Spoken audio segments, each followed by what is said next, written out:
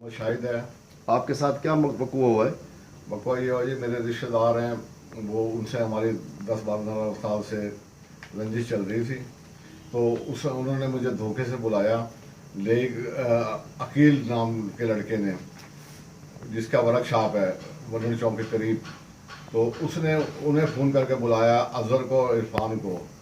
اور عرفان نے مجھے پکڑ لیا اور اظہر نے میرے آنکھ پر جو ہے نا مکہ مارا. مکہ مارنے سے یہ ہوا کہ میری آنکھ جو سی وہ ضائع ہو گئی اور میری آنکھ سے خون چل پڑا. خون بھی اتنا تھا کہ نہیں رک رہا تھا. تو اس کے بعد میں نے میڈیکل کے لیے درخواست دی، تو انہوں نے میرا میڈیکل نہیں بننے دیا.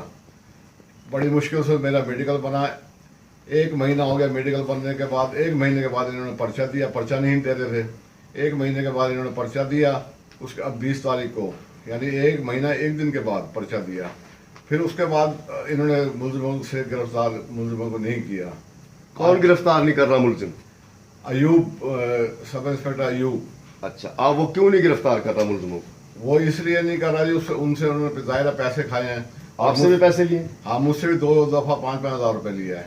10,000 روپے آپ سے بھی لیے؟ جی جی. اب آپ کا کیا مطالبہ ہے؟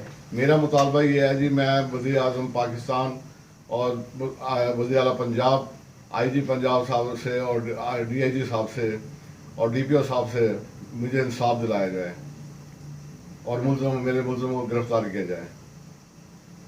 ٹھیک.